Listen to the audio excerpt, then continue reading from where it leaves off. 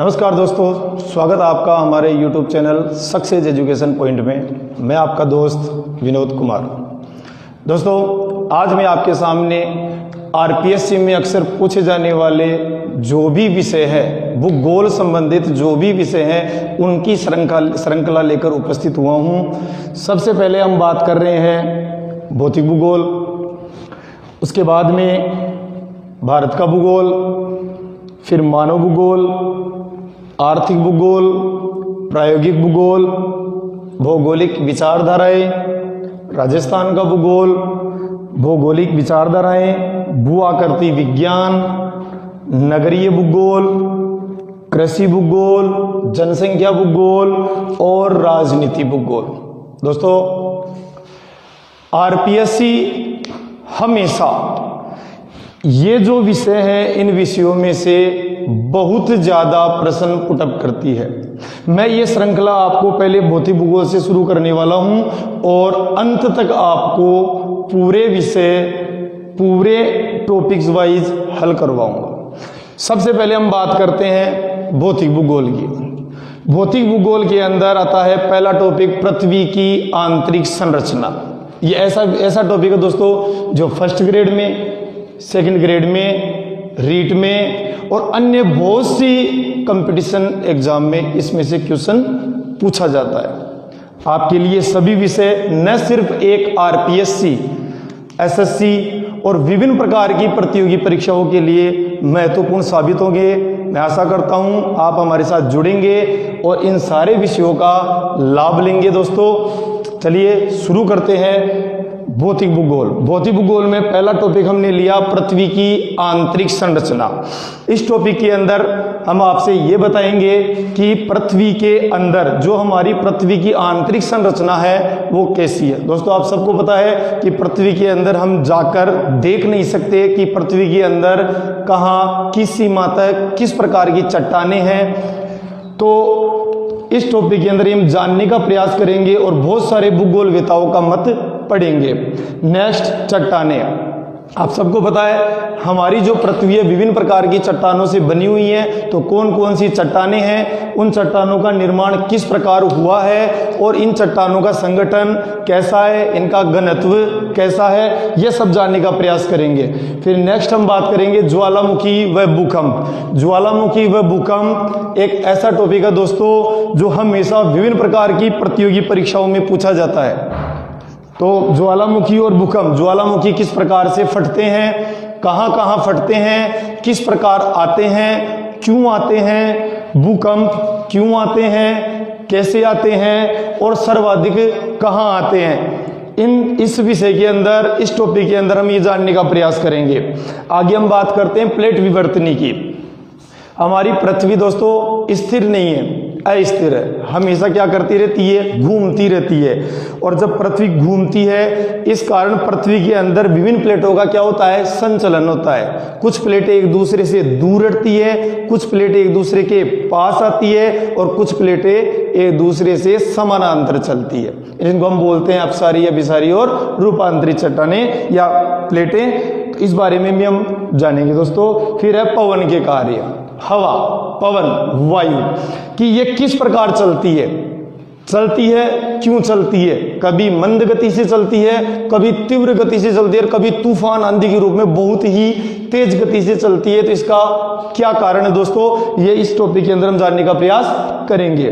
फिर बात करते हैं हम प्रवाहित जल, नदी के कार्य। नदी, जब नदी बहती है तो नदी की तीन अवस्थाएं होती है, युवावस्था, प्रौढ़ावस्था, वृद्धावस्था। तो जब नदी बहती है तो दो प्रकार के स्थल रूप बनाती है, एक तो अपरदनात्मक स्थल रूप और एक निक्षेपणात्मक स्थल रूप। जब नदी बहती है तो विभिन्न प्रकार का कटाव करके अपने साथ लेके जाती है, जिससे विभिन्न प्रकार की स्थलाकृतियां बनती है, जिनको अपरदनात्मक स्थलाकृति कहते हैं। और जहां ले जाकर, जब उसकी गति मंद हो जाती है, जहां ले जाकर उनको छोड़ती है, निक्षेपित करती है दोस्तों, वहां पर निक्षेपणात्मक स्थलाकृति बनती है। और ये नदी के क्या हो गए, कार्य। ये सब हम कौन कौन सी स्थलाकृतियों का निर्माण होता है, ये सब दोस्तों इस टॉपिक के अंदर हम जानेंगे।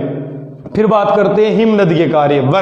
बर्फ भी क्या करती है, अपरदनात्मक और निक्षेपणात्मक इस स्थलाकृतियों का निर्माण करती है। फिर है वायुमंडल की संरचना एवं संगठन। सबको पता है दोस्तों, ये जो हमारी पृथ्वी है वो चारों तरफ से वायु के आवरण से घिरी हुई है, जिसे हम मुख्यतः क्या कहते हैं, वायुमंडल कहते हैं। और इस ये वायुमंडल की संरचना क्या है, किस प्रकार ये बना है, इसका संगठन कौन कौन सी गैसों से बना है। दोस्तों मैं आपको विश्वास दिलाता हूं, सारे टॉपिक मैं आपको अच्छे प्रकार से बाई ट्रिक की सहायता से समझाऊंगा और आपको प्रयास करूंगा कि फर्स्ट अटेम्प्ट में आपको कंप्लीट हो जाए ये सारे टॉपिक।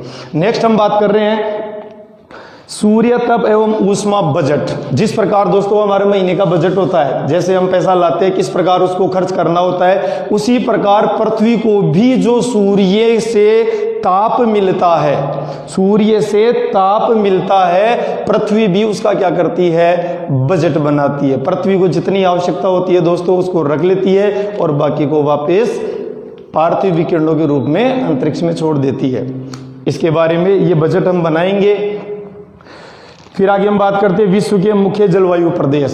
पूरे विश्व में समान जलवायु नहीं पाई जाती है दोस्तों। सर्वप्रथम यूनान वासियों ने पूरे विश्व को 5 कटिबंधों में बांटा था और उसमें विभिन्न प्रकार के जलवायु प्रदेश बताए थे। मैं आपको बाई मैप बनाकर पूरे जलवायु प्रदेश आपको समझाऊंगा दोस्तों। आगे हम बात करते हैं महासागरीय नितल में उच्चावच।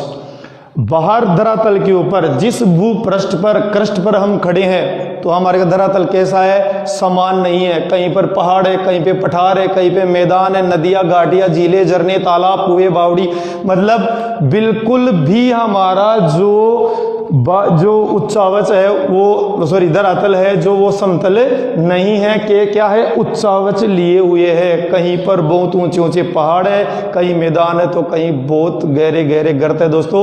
उसी प्रकार महासागर के अंदर पानी के नितल का मतलब होता है जल के अंदर का तल, उसमें भी दोस्तों विभिन्न प्रकार के उच्चावच पाए जाते हैं। इन सब के बारे में हम जानेंगे इस टॉपिक में। फिर इसी श्रृंखला में आगे हम बात करते हैं लवणता।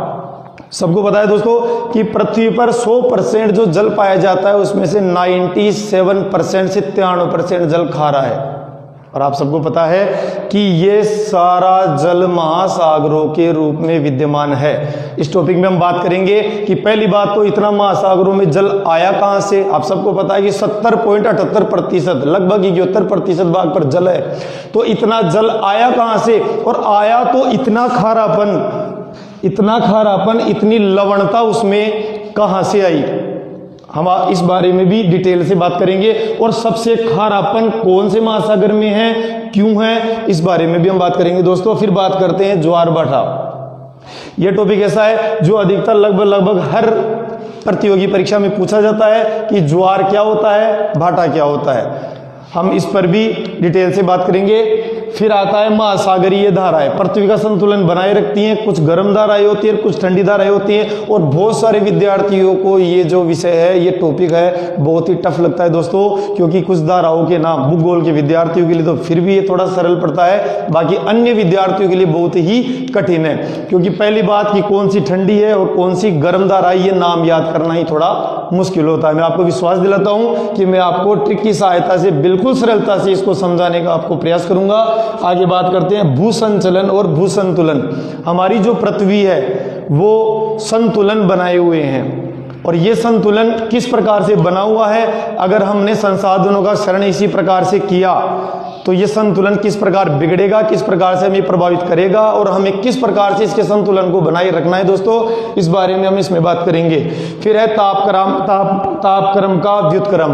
आप सभी को पता है दोस्तों कि जो हम ऊंचाई पे जाते हैं तापमान घटता है। आप सबको पता है, सामान्य बात है, आप शुरू से पढ़ते आ रहे हैं कि 165 मीटर की ऊंचाई पर, दोबारा से 165 मीटर की ऊंचाई पर 1 डिग्री तापमान घटता है। लेकिन कई बार ये परिस्थिति पैदा हो जाती है कि ऊंचाई के साथ साथ तापमान घटने की बजाय बढ़ता है, तो उसको हम तापमान का व्युत्क्रम कहते हैं दोस्तों। और ऐसी स्थिति क्यों बनती है, कैसे बनती है, इस टॉपिक के अंदर मैं आपको अच्छे तरीके से समझाऊंगा।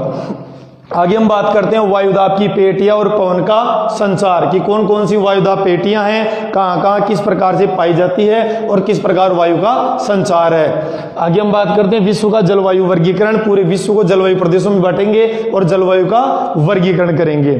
फिर हम महासागरीय निक्षेप, महासागरों में किस प्रकार के निक्षेप पाए जाते हैं, और प्रवाल भित्तियां, प्रवाल भित्तियों के बारे में आप सब जानते हैं अच्छी तरह। जिस प्रकार ऑस्ट्रेलिया के अंदर है दोस्तों ग्रेट बैरियर रीफ, वो पूरी एक अवरोधक है, पूरी अवरोधक है, प्रवाल भित्तियों द्वारा बनाया हुआ है और इतना सघन रूप है कि उसको जहाज भी उसके अंदर से पार कर पाना मुश्किल काम है दोस्तों। अब है, ये तो हो गया हमारा भौतिक भूगोल। लगभग इन्हीं टॉपिकों में से प्रतियोगी परीक्षाओं में बहुत सारे प्रश्न पुटअप किए जाते हैं दोस्तों। और अगर फिर भी कुछ टॉपिक अगर रह गए हैं तो आप मुझे कमेंट में बताएंगे और मैं उनको पूरे जो भी टॉपिक रह गए हैं बढ़िया तरीके से आपको समझाने का प्रयास करूंगा। नेक्स्ट हम बात करते हैं भारत का भूगोल। देखिए ज्योग्राफी जीके की अगर हम बात करते हैं तो जीके में 3 चीजें कॉमन होती है, ज्योग्राफी, पॉलिटिकल और हिस्ट्री। अभी हम बात कर रहे हैं सिर्फ ज्योग्राफी की। ज्योग्राफी में भी 3 कैटेगरी है, वर्ल्ड जीके, इंडिया जीके और राजस्थान जीके। ठीक है, ये हमने जो पढ़ा है अभी वर्ल्ड जीके का हिस्सा है, फिजिकल ज्योग्राफी है। ये जो चालू कर रहे हैं हम, ये है भारत का भूगोल, भारत के जीके की बात कर रहे हैं। इसमें भारत की अवस्थिति कि भारत पूरे जो विश्व है उसके कितने अक्षांश और देशांतर पर अवस्थित है। फिर बात करें भौतिक विभाजन, भारत को कितने भागों में, भौतिक विभागों में बांटा गया है, कौन कौन से हैं, उनकी बात करेंगे दोस्तों। फिर जलवायु, भारत की जलवायु कैसी है। फिर प्राकृतिक वनस्पति, भारत में कौन कौन सी प्राकृतिक वनस्पति पाई जाती है, उनका वर्गीकरण प्रस्तुत करेंगे। फिर बात करते हैं मिट्टी। दोस्तों सबको पता है पूरे विश्व में समान मिट्टी नहीं पाई जाती है, एक ही रंग और उनका गठन समान नहीं होता है। उसी प्रकार भारत के अंदर भी जो मिट्टी पाई जाती है उसका गठन समान नहीं है, विभिन्न प्रकार की मिट्टियां पाई जाती है, मुख्यतः 6-7 प्रकार की मिट्टियां पाई जाती है। मैं उनका आपको मैप की सहायता से अच्छी तरीके से समझाने का प्रयास करूंगा।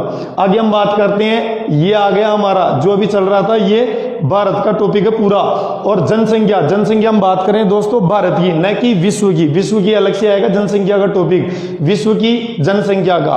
अभी हम बात करें सिर्फ भारत की कि भारत में कितनी जनसंख्या पाई जाती है और उसका वितरण कहां कहां सर्वाधिक है, कहां कहां कम है, किस प्रकार से वो फैलाव है उनका। फिर बात करते हैं घनत्व और वृद्धि, किस दर से जनसंख्या की वृद्धि हो रही है, जनसंख्या बढ़ रही है। फिर आगे हम बात करते हैं आपदा प्रबंधन। आपदा प्रबंधन में हम 3 आपदाओं के बारे में पढ़ेंगे दोस्तों। सबसे पहले बाढ़, सूखा और भूस्खलन, क्योंकि भारत की प्रमुखतः समस्या ये 3 ही है, बाढ़, सूखा और भूस्खलन। आगे चलते हैं, प्रमुख फसलें। भारत में कौन कौन सी फसलें बोई जाती है, कब बोई जाती है, कब काटी जाती है, रबी, खरीफ, जायद की जो भी फसलें हैं इन सब के बारे में हम डिटेल से पढ़ेंगे। अब बात करते हैं खनिज। भारत में कौन कौन से खनिज प्रमुखतः पाए जाते हैं। आप सबको पता है दोस्तों पूरे विश्व में समान रूप से खनिज नहीं पाए जाते हैं, खनिजों का वितरण असमान है। तो भारत में भी सभी जगह खनिज नहीं पाए जाते, कहीं पर इनकी मात्रा सर्वाधिक है तो कहीं पर बहुत ही कम है। तो हम खनिजों के अंदर इसका अध्ययन करेंगे। अब बात करते हैं उद्योग। उद्योगों के अंदर मोस्टली आपसे जो पूछे जाते हैं वो 2 टॉपिक है, एक लौह इस्पात उद्योग के बारे में और एक सूती वस्त्र उद्योग के बारे में। काफी कुछ आप इनके बारे में जानते होंगे और जो नहीं जानते, जो विद्यार्थी वो वीडियो को देखें, वो बहुत ही अच्छी तरीके से उनको समझ में आ जाएगा। आगे हम बात करें पर्यावरण प्रदूषण। देखिए सुनने में बहुत ही सरल और बहुत ही अच्छा टॉपिक है। आपको लगेगा कि सर क्या बता रहे हैं, पर्यावरण प्रदूषण तो बहुत सरल है, बहुत ही सरल है, लेकिन वर्तमान की सबसे बड़ी समस्या है। इसलिए इस आगामी जो परीक्षाएं आएंगी पर्यावरण प्रदूषण में जो समसामयिक समस्याएं चल रही है उनके बारे में पूछा जाता है। फिर है सतत विकास। जिस प्रकार से हमारे देश की विकास की प्रक्रिया लगातार ऐसी बनी रहे और आने वाली भावी पीढ़ियों के लिए भी संसाधन बचे रहें और उनके वो काम में आए, तो इस सब के बारे में हम सतत विकास के अंदर पढ़ेंगे दोस्तों। ये हो गया हमारा भारत का भूगोल। अगर इसमें और भी कोई टॉपिक रह गए हैं और जो आपकी परीक्षा में आएंगे आप हमें कमेंट के द्वारा बताएंगे और उसका समाधान हम करने का प्रयास करेंगे दोस्तों। आगे हम बात करते हैं मानव भूगोल। मानव ह्यूमन ज्योग्राफी, मानव भूगोल में भी बहुत सारे प्रश्न पूछे जाते हैं, खासकर फर्स्ट ग्रेड में। फर्स्ट ग्रेड में मानव भूगोल के ये जितने भी मैंने टॉपिक लिखे हैं फर्स्ट ग्रेड के अंदर मानव भूगोल के हैं। जो भी फर्स्ट ग्रेड के विद्यार्थी हैं वो इन वीडियोस को देखकर यहां से हमारे नोट्स प्राप्त कर सकते हैं, और अगर वो यूं नहीं लिखना चाहे तो हमें कमेंट में लिख सकते हैं, हम उनको पीडीएफ भी उपलब्ध करा सकते हैं दोस्तों।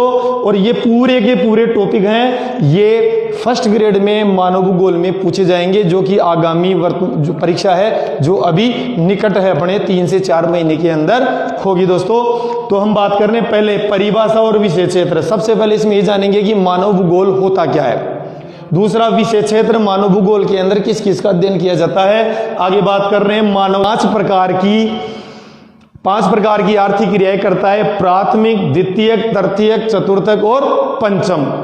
सभी विश्व में जो भी मानव है वो 5 प्रकार की आर्थिक गतिविधियां करते हैं। तो हम अलग अलग इनको प्राथमिक क्रियाकलाप अलग पढ़ेंगे, द्वितीय क्रियाकलाप अलग पढ़ेंगे, तृतीय क्रियाकलाप अलग पढ़ेंगे, चतुर्थक और पंचम क्रियाकलाप अलग पढ़ेंगे दोस्तों। टॉपिक को डिवाइड करके पढ़ने से विषय की सरलता बढ़ जाती है और विषय समझने में और लिखने में और लंबे समय तक याद करने के लिए सरल हो जाता है दोस्तों। और फिर भी कोई समस्या हो तो मैं आपको बार बार कह रहा हूं कि आप हमें कमेंट के माध्यम से बता सकते हैं। जो भी विषय हैं हम उसको और भी सरलता से आप सबको समझाने का प्रयास करेंगे। विश्वास दिलाते हैं हम आपको कि आगामी परीक्षाओं में हमारे वीडियोस का फायदा लेके बहुत सारे विद्यार्थी हैं जो सिलेक्शन लेंगे, और हमारा प्यार आपका स्नेह बना रहे और इसी श्रृंखला में आगे बढ़ते जाएंगे दोस्तों। आगे हम बात कर रहे हैं परिवहन व संचार, कि विश्व में परिवहन के कौन कौन से साधन हैं, संचार के कौन कौन से साधन हैं, सर्वाधिक कौन से काम में लिए जाते हैं, कौन से नहीं लिए जाते हैं। और फिर हम बात कर रहे हैं विश्व व्यापार, वर्ल्ड ट्रेड ऑर्गेनाइजेशन WTO द्वारा संचालित पूरे विश्व का जो व्यापारिक प्रक्रिया है उसके बारे में हम बात करेंगे दोस्तों। फिर है विश्व जनसंख्या का वितरण। अभी जब आपने ऊपर बात की थी तो वो थी भारत की जनसंख्या वितरण, घनत्व और वृद्धि। यहां हम बात करेंगे विश्व की जनसंख्या वितरण, घनत्व और वृद्धि, एक एक महाद्वीप की, और मोस्ट जो देश है मुख्यतः जिनमें से प्रश्न पूछे जाते हैं वहां की जनसंख्या, वहां के वितरण, घनत्व, वृद्धि के बारे में हम बात करेंगे दोस्तों। फिर है मानव विकास की अवधारणा, कि मानव अपना विकास किस प्रकार कर सकता है, किस प्रकार मानव पिछड़ा हुआ है, अगर किस प्रकार की दशाओं में वो सुधार करे तो अपना विकास कर सकता है। आगे हम बात करते हैं विचारधाराएं, संभववाद, नियतिवाद और नवनिश्चयवाद। ये टॉपिक स्पेशल फॉर ज्योग्राफी के विद्यार्थियों के लिए दोस्तों, क्योंकि ये विचारधाराएं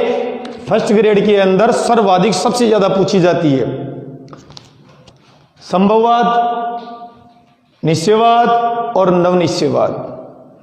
आगे हम बात कर रहे हैं प्रवास। प्रवास जानते हैं जब व्यक्ति एक स्थान से दूसरे स्थान पर स्थायी रूप से परिवर्तन कर लेता है या स्थायी रूप से जाकर बस जाता है तो उसको क्या कहते हैं, प्रवास कहते हैं दोस्तों। तो प्रवास कारण क्यों व्यक्ति, ऐसी क्या दशाएं होती है कि जिस वजह से वो छोड़कर दूसरे स्थान पर या पलायन करने के लिए मजबूर होता है। तो इसके बहुत सारे अपकर्ष और प्रतिकर्ष कारक होते हैं जो मैं आपको बताऊंगा। और प्रवास के प्रकार, कितने प्रकार का प्रवास होता है दोस्तों, वो हम इसमें देखेंगे।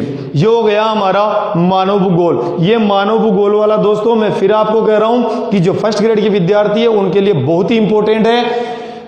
अब चलते हैं आर्थिक भूगोल।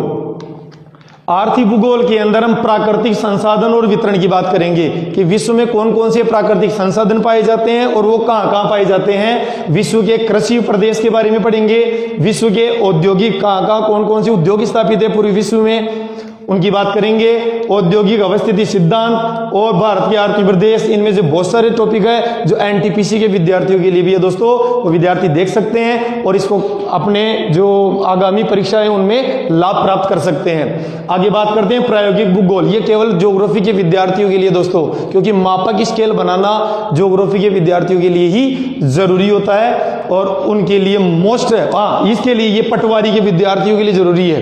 पटवारी के अंदर मापक पूछा जाता है स्केल, वो आप इसकी सहायता से आप पढ़ सकते हैं और आगामी जो पटवारी की एग्जाम है उसकी इसमें आपकी सहायता लेकर आप अपने नंबरों में इजाफा कर सकते हैं, बढ़ावा कर सकते हैं। दोस्तों हमारा सिर्फ हम आपका सहयोग कर सकते हैं और आप हमारे सहयोग का लाभ प्राप्त करके आप खुद भी सर्विस में जो प्राप्त कर सकते हैं और हमारा भी नाम रोशन कर सकते हैं। एक ये हमारा प्रयास है दोस्तों। फिर आगे बात करते हैं भौगोलिक विचारधाराएं और राजस्थान का भूगोल। राजस्थान का भूगोल हम बहुत सारे टॉपिक लेके आए, जनरली जो आप है जो हमेशा पढ़ते रहते हैं वही टॉपिक है, तो इसलिए मैंने ये टॉपिक नीचे लिखे नहीं है। राजस्थान का जीके, राजस्थान का भूगोल सबको पता है, कॉमन टॉपिक है, वही चलेंगे। फिर आगे बात करते हैं भौगोलिक विचारधारा है, ये मैंने डबल लिख दिया। आगे है भू-आकृति विज्ञान। भू-आकृति विज्ञान में जो पृथ्वी का ढाल है, भूमि का धरातल का ढाल है, उसकी बात करेंगे। नगरीय भूगोल पढ़ेंगे, कृषि भूगोल पढ़ेंगे, ऐसे ही जनसंख्या भूगोल पढ़ेंगे और उसी प्रकार से राजनीतिक भूगोल पढ़ेंगे। दोस्तों मैं आशा करता हूं कि जो मैं आपको यहां बताने का प्रयास कर रहा हूं वो केवल आपके लिए नहीं होकर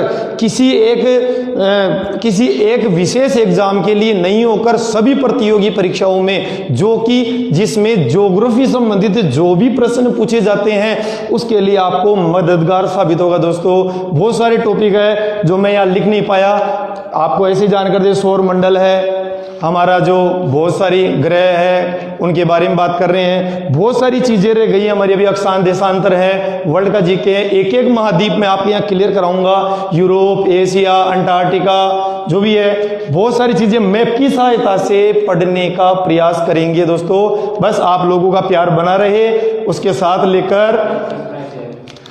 साथ लेकर हम आगे बढ़ते हुए इस चैनल को बहुत आगे ले जाएंगे। बस आप लोगों का साथ चाहिए। आप लोगों को अगर हमारा वीडियो पसंद आए तो उसे अधिक से अधिक लाइक करें, सब्सक्राइब करें और उन विद्यार्थियों तक पहुंचाए जिनको वास्तव में इसकी जरूरत है, जो ऑफलाइन क्लासें नहीं ले सकते। दोस्तों ये एक प्रयास है उन विद्यार्थियों के लिए जिनमें क्वालिटी है, वो पढ़ सकते हैं लेकिन एक मार्गदर्शन की कमी है। हम आपके मार्गदर्शन के रूप में आपके सामने आ रहे हैं। दोस्तों आप हमारा सहयोग कीजिए और हम विश्वास दिलाते हैं हमारा साथ आपका हमेशा बना रहे, इसके लिए चाहे हमें कभी भी वीडियो डाउनलोड करना।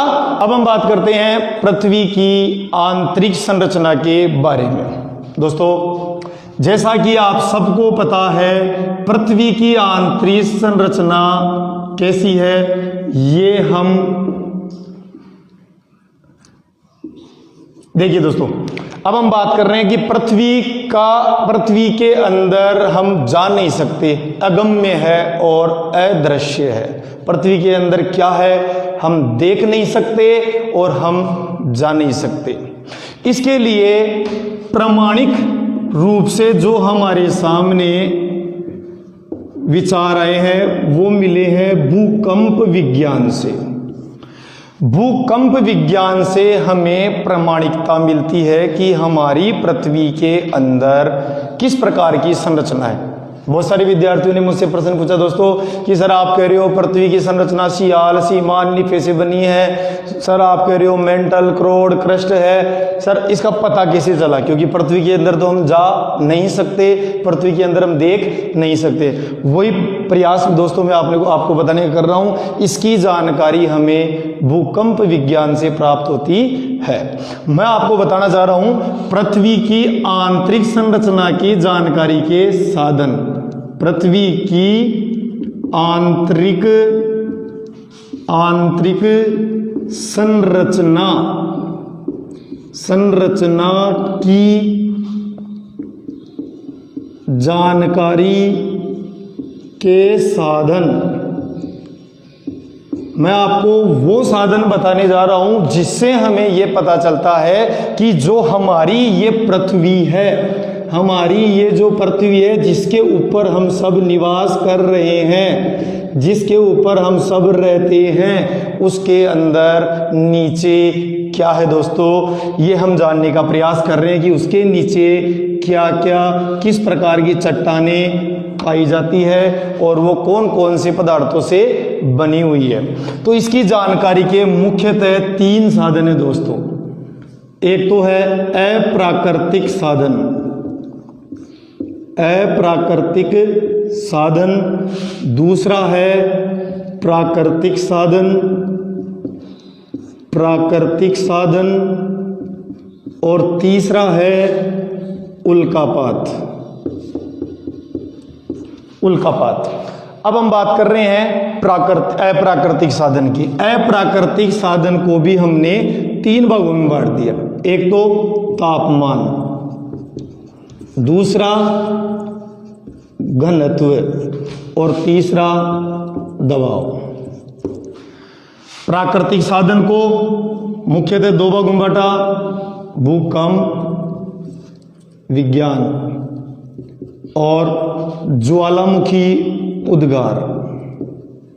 ज्वालामुखी उद्गार और उल्कापात, जो अंतरिक्ष से हमारे पास उल्कापिंड पहुंचते हैं, उनकी सहायता से भी हम पृथ्वी की आंतरिक संरचना का अध्ययन कर सकते हैं। दोस्तों अब शुरू करते हैं हम पहले अप्राकृतिक साधन, जिसमें लेते हैं तापमान। तापमान से कैसे पता चलेगा कि पृथ्वी की आंतरिक संरचना कैसी है? दोस्तों आप सबको पता है कि जो हम ऊंचाई पर जाते हैं, जो हम ऊंचाई पर जाते हैं, तापमान घटता है। मान लीजिए ये धरातल है, ये हमारा क्रस्ट है, भूपटल है, भूपर्पटी है, धरातल है, कुछ भी कह सकते हैं। यहां से अगर आप ऊंचाई की तरफ जा रहे हैं तो तापमान घटेगा। कैसे घटेगा?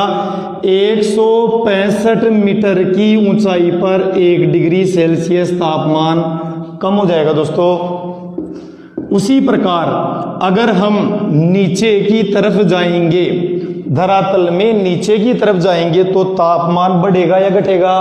तापमान घटेगा। दोस्तों 32 मीटर की गहराई पर 1 डिग्री तापमान घट जाएगा। फॉर सपोज मान लीजिए ये हमारी पृथ्वी है, यहां बना देता हूं मैं। मान लीजिए ये हमारी पृथ्वी है दोस्तों, और इस पृथ्वी का ये है केंद्र, इस पृथ्वी का ये है केंद्र। यहां से अगर हम नीचे की तरफ चलेंगे तो तापमान 32 मीटर की गहराई पर 1 डिग्री सेल्सियस कम हो जाएगा।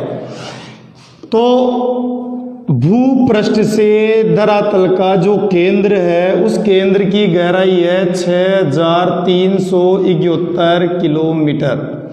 इस हिसाब से अगर 32 मीटर पे 1 डिग्री सेल्सियस तापमान कम हो रहा है, तो 6371 किलोमीटर पे तो तापमान बहुत ज्यादा होना चाहिए दोस्तों। लेकिन ऐसा नहीं है, तापमान बढ़ेगा जरूर, लेकिन तापमान बढ़ने की दर दोस्तों कैसी है? असमान। तापमान बढ़ने की दर असमान है। आप सभी जगह जाएंगे नीचे तो हर जगह पर 32 मीटर पे 1 डिग्री सेल्सियस तापमान कम नहीं होगा। दोस्तों आप जब भूपृष्ठ से नीचे जाएंगे तो 100 किलोमीटर तक तापमान गिरेगा 12 डिग्री सेल्सियस प्रति किलोमीटर की दर से। 1 किलोमीटर पर 12 डिग्री सेल्सियस तापमान कम होगा दोस्तों, शुरुआत में जब आप भूपृष्ठ से नीचे की तरफ चलेंगे तो। फिर 100 से 200 किलोमीटर तक अगर आप जाएंगे तो 2 डिग्री सेल्सियस प्रति किलोमीटर की दर से कम होगा। और फिर आप 200 से नीचे जाएंगे तो 1 डिग्री सेल्सियस प्रति किलोमीटर की दर से तापमान कम होगा। दोस्तों तो मेरा कहने का मतलब ये है कि जब हम क्रस्ट से नीचे की तरफ जाएंगे तो तापमान बढ़ने की दर कैसी है दोस्तों?